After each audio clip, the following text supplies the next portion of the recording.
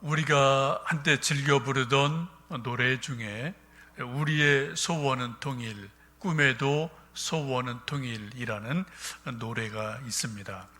한때는 참 많이 불렀는데 요즘은 좀 뜸하지 않나 싶습니다. 우리가 이 노래를 부를 때마다 우리 온 민족이 평화 통일이 이루어져서 남과 북이 하나 되고 정말 아름다운 삼천리 금수강산을 만들고 싶다, 그런 민족의 소원이 이 노래 속에 담겨 있습니다. 우리는 이처럼 거국적인 큰 소원이 있을 뿐 아니라 작게는 저나 여러분, 우리 또 어린 아이들도 각자 소소한 소원들이 있습니다. 우리 고3 학생들은 수능 시험을 만점 받았으면 좋겠다, 그런 소원을 나름대로 갖겠죠. 또 취업 준비하고 임용고시 준비하는 우리 청년 자녀들도 내가 좀 가장 좋은 성적으로 시험 치르면 좋겠다, 그런 소원이 있을 겁니다. 군에 간 우리 아들들은 건강하게 정말 행복하게 군생활을 마치고 제대하면 좋겠다, 그런 소원도 있을 겁니다. 우리 직장인들은 열심히 일하고 수고하는 일터에서 내가 일한 것만큼 더도 말고 덜도 말고 내가 수고한 만큼 열매를 맺었으면 좋겠다, 이런 소원이 다 나름대로 있을 겁니다. 혹은 우리 성도들 또 기도하는 어떤 제목 혹은 전도 대상자가 있으면 정말로 이런 열매들이 맺혔으면 좋겠다, 그런 또 소원들이 이렇게 저렇게 있을 겁니다. 지금 코로나가 아주 오래 계속이 되면서 우리 많은 백성들, 우리 성도들의 소원은 빨리 코로나가 좀 잡혀서 일상생활이 회복이 됐으면 좋겠다, 또 우리 또 예배를 같이 모여서 드렸으면 좋겠다, 그런 소원이 우리 모두 다 이렇게 저렇게 있습니다. 여러분, 요즘 살아가시면서 여러분 마음속에 내 소원은 이건데 라고 정말 간절하게 여러분 마음에 생각하시는 소원, 그게 뭐가 있으십니까? 다른 사람 소원 말고요, 거대한 소원 말고요, 여러분 개인적으로 마음속에 간절하게 바라는 소원, 그 무엇이 여러분에게 있을 줄 압니다. 대부분 우리 믿는 사람들은 이 소원은 기도 제목으로 나타나게 됩니다.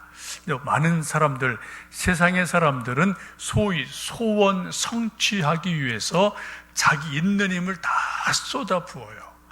있는 수단, 없는 수단을 다 동원해서 소원을 이루려고, 성취하려고 애를 씁니다. 또 우리 믿는 사람들의 다른 점은 우리가 최선을 다하지만 우리는 그 소원을 내 손에만 붙들고 있을 뿐 아니라 하나님에게 아랜다는 거예요. 기도한다는 거죠. 그래서 소원은 기도 제목과 동일하게 나타나게 됩니다.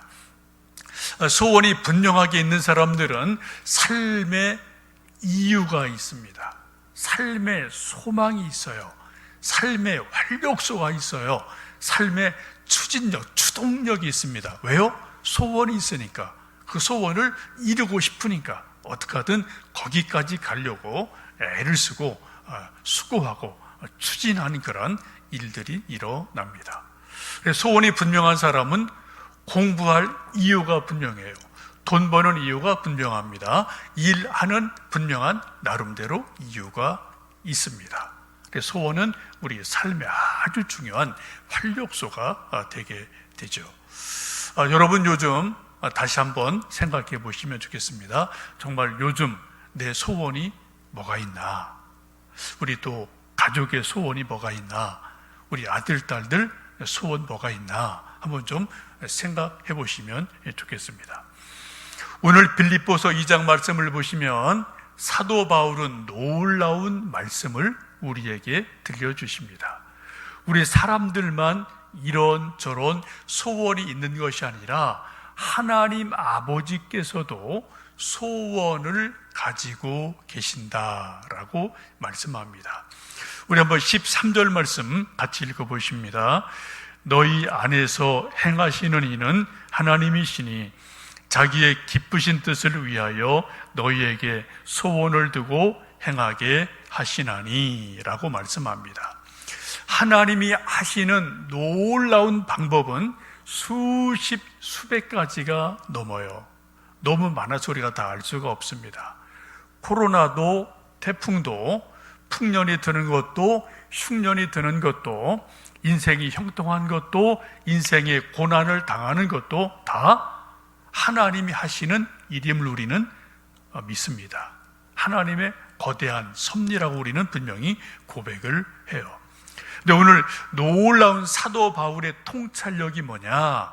하나님이 일하시는 방법 중에 중요한 것은 하나님의 기쁘신 뜻을 사람들의 마음속에 소원으로 심어 주신다라고 말씀을 하고 있습니다. 이게 아주 중요한 말씀이죠. 하나님이 하고 싶어 하시는, 하나님의 기뻐하시는 뜻, 그 기쁨의 씨앗을 소원이라는 것으로 사람들 마음속에 씨뿌려 주신다라고 말씀을 합니다. 여러분 가끔 슈퍼에 가시면 커다란 수박을 한 10,000원, 20,000원이면은 수박, 머리만한 수박을 사서 맛있게 드시지 않습니까? 여러분 농부들을 생각을 해보십시오. 하나님이 좀 농부의 수고를 덜어주시려면 농부에게 처음부터 이만한 수박 덩어리를 처음부터 주시면은 아주 편해요. 그럼 얼마나 좋겠습니까? 근데 하나님은 그렇게 일하지를 않으셔요. 어떻게 일하십니까? 하나님은 농부에게 조그만 수박 씨를 주십니다. 그러면 농부는 그 씨를 가지고 밭에 나가서 밭을 갈고 거름을 주고 그리고 씨를 심고 또 물을 주고 잘 몇 달을 가꾸어서 싹이 나고 꽃이 피고 열매가 맺도록 농부의 수고를 기다리십니다. 그리고 몇 달 수고해서 이러한 수박을 얻지 않습니까? 이게 하나님이 일하시는 방법이라는 겁니다. 지금 사도 바울은 빌립보 교회에 말씀하기를 하나님께서는 하나님의 일을 믿는 개인에게나 교회 속에서나 역사 속에서나 하나님의 기뻐하시는 뜻을, 그것을 씨앗처럼 사람들의 마음속에 소원으로 심어주시고 그리고 그것을 가지고 일하신다라고 말씀합니다. 빌립보 교회가 세워진 것은 사도 바울이 마케도니아인의 환상을 보고 하나님의 부름을 알고 배 타고 건너가서 복음의 씨를 뿌렸어요. 그래 누리아와 몇몇 사람이 모여서 가정교회가 되고 빌립보 교회가 됐습니다. 사도 바울이 복음의 씨를 뿌려서 가정교회, 빌립보 교회께 점점점 교회가 성장하고 커가게 되죠. 많이 성장을 했습니다. 이제 바울은 떠나서 지금 옥에 갇혀 있습니다. 근데 들려오는 소식을 들어보니까 이제 많이 성장한 빌립보 교회에 분쟁이 있다. 리더들이 싸우고 있다. 이런저런 문제가 있다. 이런 소식을 감옥 중에서 듣게 됩니다. 그래서 지금 이 편지를 쓰고 있는 것 아닙니까? 그래서 지금 사도 바울이 이런저런 말씀을 하시면서 14절 말씀 보시면 아주 중요한 말씀을 아주 직설적으로 말씀을 하고 있어요. 14절 보시면은 모든 일을 원망과 시비가 없이 해라. 하나님 일할 때, 교회 일할 때 원망하며 하지 마라. 서로 시비 걸며 하지 마라. 예수님 마음을 본받아서 겸손한 마음으로 나보다 남을 더 낮게 여기고 더 훌륭하게 여기고 합력해서 예수님 마음으로 교회 일 해라. 하나님 해라 라고 아주 직설적으로 말씀을 해요. 여러분 사도 바울이 좀 우리가 직접 뵌 적은 없지만 그분의 편지를 보고 여러 가지 말씀을 보면은 아주 대단한 분이고요. 뭐 한성가라는 분이죠, 그죠? 뭐 베드로한테도 시와 때를 가리지 않고 할 말 딱딱 하고요. 바나바한테도 자기 선배지 않습니까? 할 말 딱딱 하고요. 정말 앞뒤 안 가리고 하나님의 일이라면은 할 말 다 하는 그런 아주 강력한 분인데, 지금 빌립보 교회를 향해서도 직설적으로 말해요. 빙빙 돌리지 않아요. 하나님 일할 때, 교회 일할 때 원망하며 하지 마라. 그러려면 하지 마라. 시비 걸며 하지 마라. 그러려면 차라리 하지 마라. 라고 하면서 뭐라고 그래요? 모든 일을 하나님 일할 때는 원망과 시비가 없이 해야 된다. 예수님 마음을 품고 예수님의 일을 해라 라고 강력하게 요청을 하고 있습니다. 성도 여러분, 하나님께서는 저에게, 여러분에게, 우리 교회의 우리 아들, 딸들에게 하나님의 기뻐하시는 뜻을 소원이라는 씨로 뭔가 심어주신 게 분명히 있습니다. 없는 사람은 아무도 없어요. 이제 둘 중에 하나죠. 어떤 사람은 하나님이 내 인생 속에, 내 마음밭 속에 이런저런 하나님의 기뻐하시는 씨를, 소원의 씨를 내 마음속에, 내 인생에 뿌려주셨구나. 그 씨를 발견한 사람이 있어요. 알아챈 사람이 있습니다. 이런 사람은 행복한 사람이에요. 공부할 방향이 생겨요. 돈 벌 이유가 있는 거예요.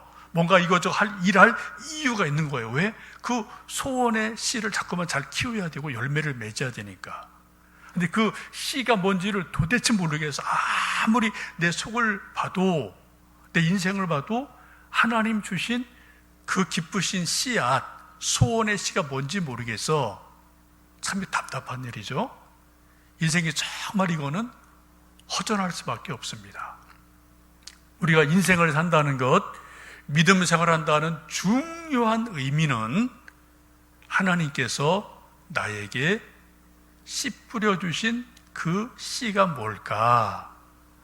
그 씨앗을 잘 키우고 꽃을 피우고 열매를 맺으면 그게 내 인생의 열매가 되는 거고요. 그게 또 하나님의 영광이 될 줄로 믿습니다.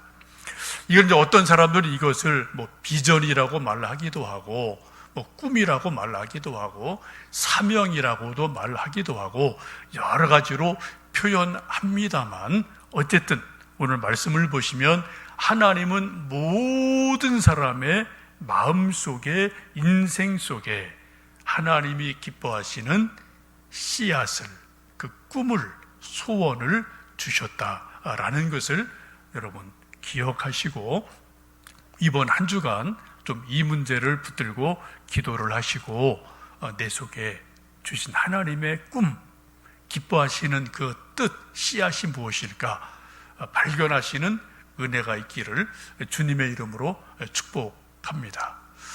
이건 좀 개인적인 문제고요. 조금 이제 성경 전체를 좀 보면은 하나님이 우리 모든 인류에게 주시는 큰 씨앗을 우리는 세 가지로 볼 수가 있습니다.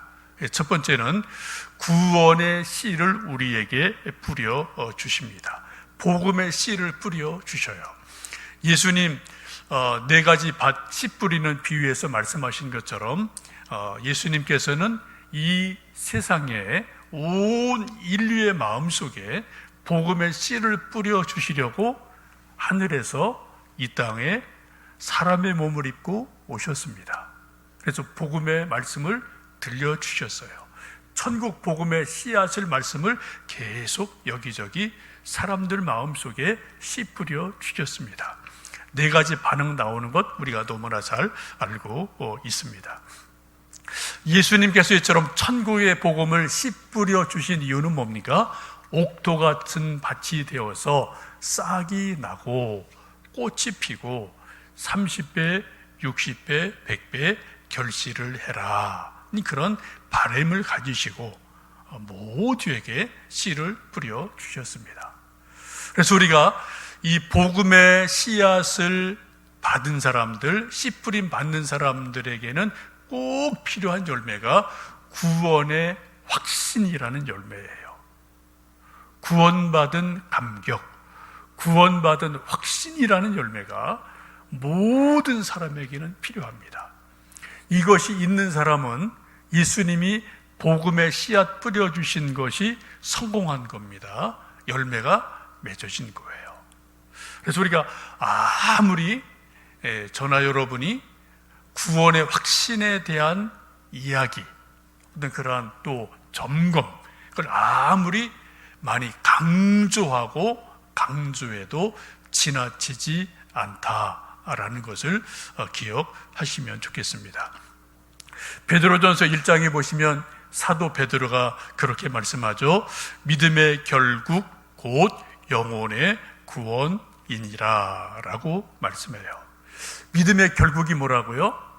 예수님 믿는다, 예수님 믿읍시다, 예수님 잘 믿읍시다. 이 결론이 뭐라고요? 결국이 뭐라고요? 딱 한마디로 베드로 사도가 말하기를 영혼의 구원이다 라고 말씀을 합니다. 여러분, 다시 한번 정말 우리 영혼이 구원을 얻었는지 다시 한번 확실하게 점검을 하고 또 그 구원의 감격을 회복하는 하루하루 되시면 좋겠습니다. 두 번째는 하나님이 우리에게 기쁘신 씨를 뿌려주시는 그 소원의 씨가 뭐냐? 믿는 이들을 세우시고 믿는 이들을 모으셔서 교회를 세우셔서 구원의 방주를 만드신다는 겁니다. 여러분, 하나님께서는 노아 홍수 때에 노아를 통해서 방주를 만들게 하셨습니다. 그리고 노아 홍수가 딱 일어날 때 방주를 통해서 구원받는 일을 이루어 가셨어요. 다른 방법은 없어요. 하나님이 구원하시는 유일한 방편은 노아 방주가 유일한 구원의 수단이고 구원의 방편입니다.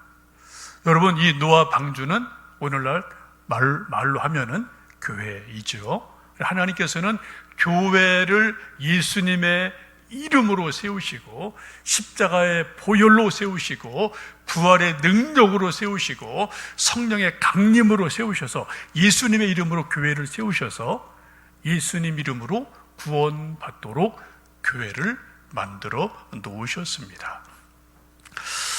누가복음 17장에 보시면 바리새인과 예수님의 제자들이 이제 말세에 대해서 이런저런 이제 이야기를 하는 부분이 누가복음 17장에 있습니다.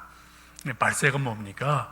말세 징조가 뭡니까? 이런저런 질문을 주고받게 되는데 예수님이 그렇게 말씀하셔요. 노아의 때에 된 것과 같이 인자의 때에도 그러하리라.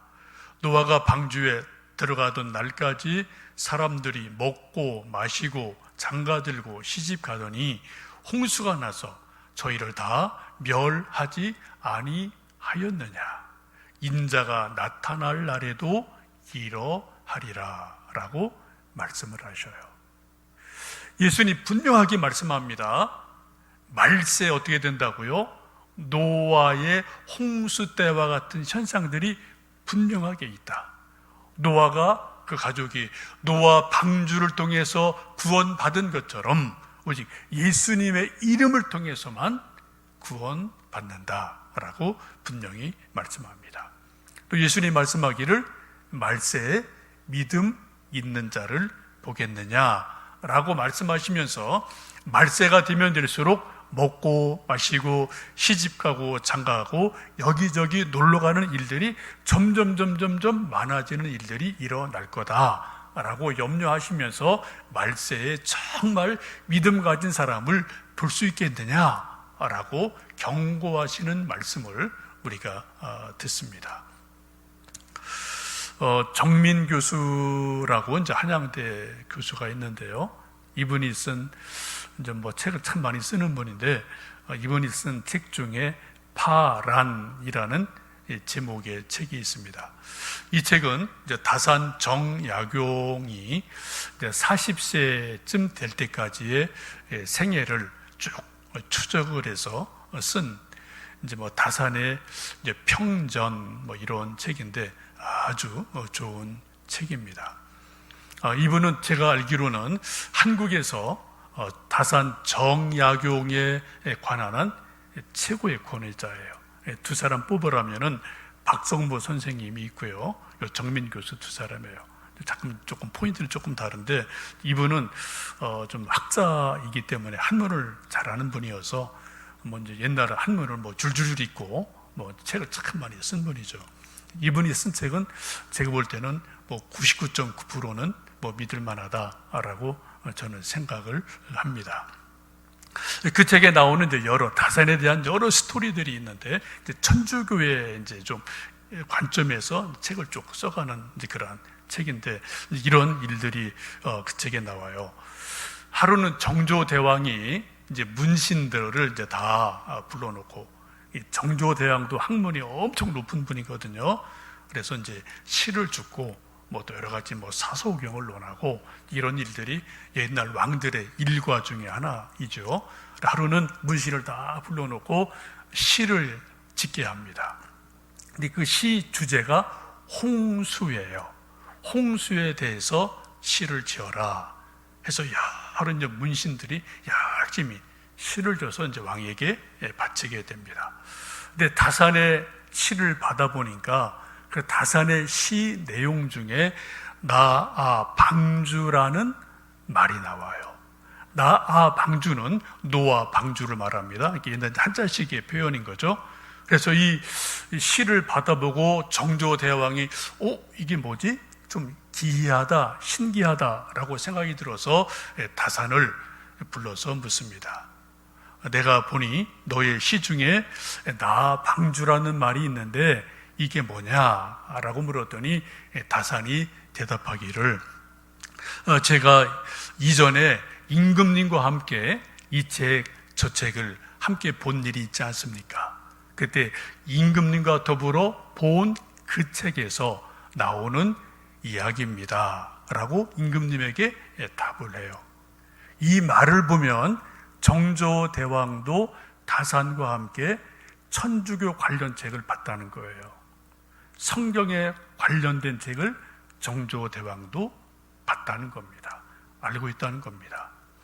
여러 가지 자료를 보면은 정조대왕은 천주교에 대해서 상당히 수용적인 왕이었어요.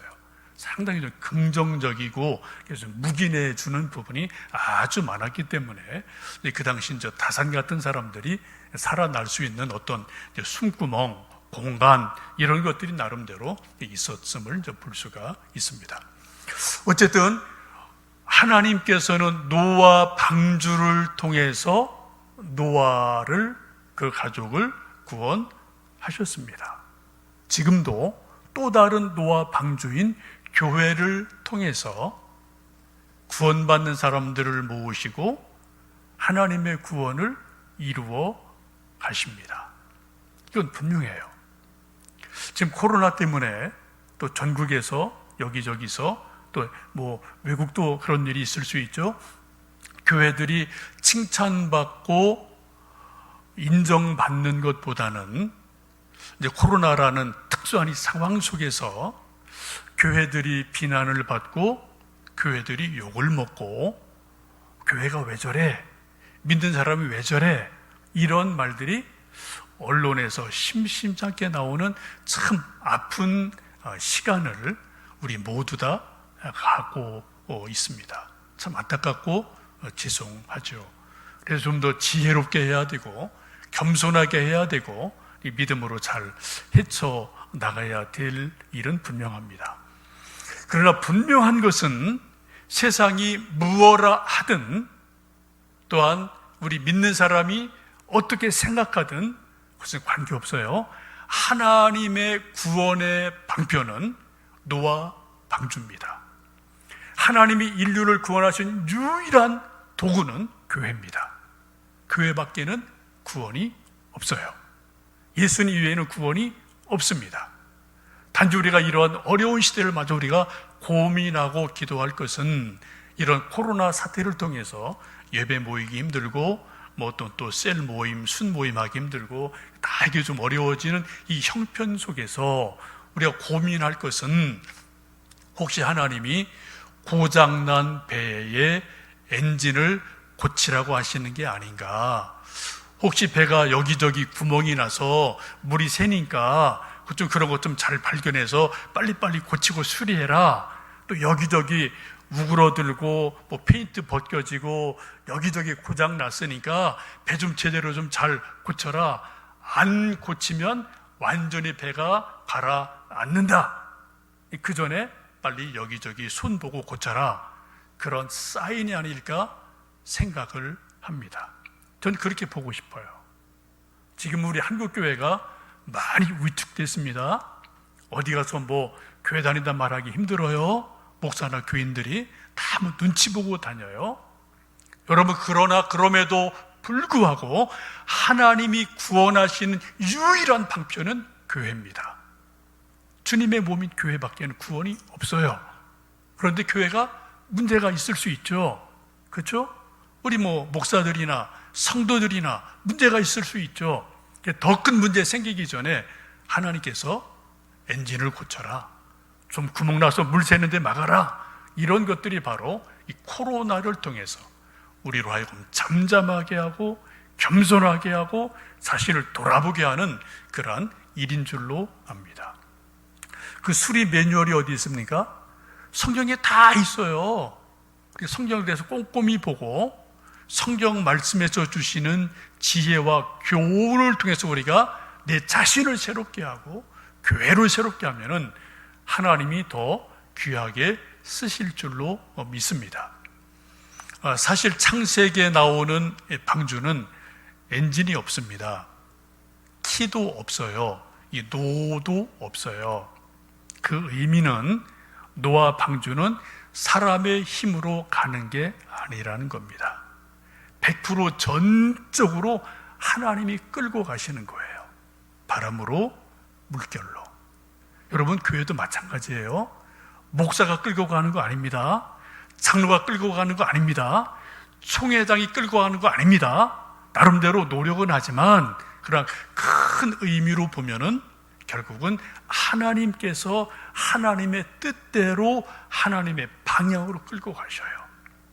지금 단지 우리가 코로나라는 사태에서 우리가 돌아보고 겸허히 생각할 것은 우리 개인이든 교회든 구멍난데 또 잘못된데 이런 것들이 있으면은 빨리빨리 수리해서 더 물이 새지 않도록 우리가 조심하는 것, 이것이 우리가 해야 될 일인 줄로 믿습니다. 하나님이 그러면 반드시 다시 귀하게 쓰시지 않겠습니까? 마지막 세 번째는 하나님이 우리에게 주시는 하나님의 그 씨앗, 소원은 우리로 하여금 세상의 소금이 되라, 빛이 되라, 향기가 되라, 그러한 말씀입니다. 이것을 한마디로 말씀드리면 하나님의 나라를 이 세상에 세워라 라는 말씀이죠. 여러분, 아담 이후의 모든 세상은 다 기본적으로 죄가 가득한 세상이에요. 썩은 내가 가득한 세상입니다. 여러분, 뉴스에서 나오는 이런저런 뉴스의 99%는 다 세상에서 썩은 냄새들이에요. 이게 말로 하니까 또 사진으로 보여주니까 냄새가 안 나지만 사실은 들어가면 다 썩은 냄새들이 뉴스의 대부분이지 않습니까? 근데 우리가 어떻게 해요? 너희는 세상의 소금이다, 빛이다, 또 그리스도의 향기가 되라. 그래서 우리를 통해서 하나님이 원하시는 소원은 이 세상에 하나님의 나라를 세우시는 것, 이것이 하나님의 소원이고 뜻입니다. 이것을 우리가 애써 해야 되지만 분명한 것은 우리 인간은 완벽하지 않기 때문에 우리 힘으로 다 이룰 수 없습니다. 하는 데까지는 해야 돼요. 애를 써야 돼요.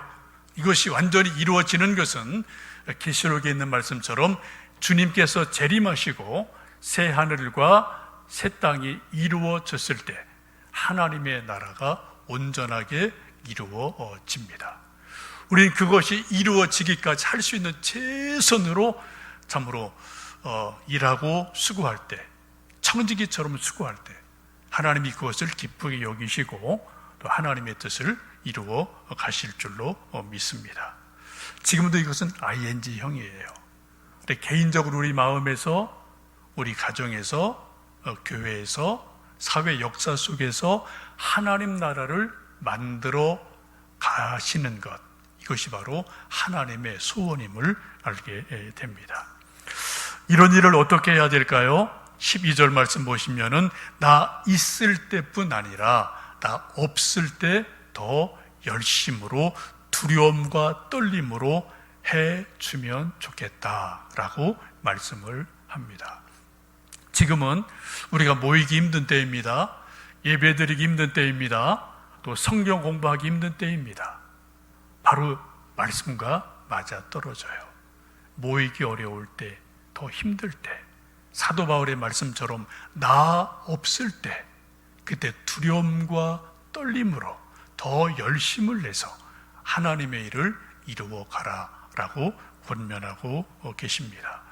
여러분, 코로나가 너무 오래 계속되어서 너나 할 것 없이 힘들고 어려운 때지만 하나님은 지금도 뭔가 일하고 계시고 우리와 함께하고 계십니다. 낙심하지 마시고요. 우리가 정말 하나님 말씀 붙들고 하나님의 노와 방주 같은 것을 수리하고 정돈한다면 또 하나님이 귀히 쓰시는 은혜가 있을 줄로 믿습니다.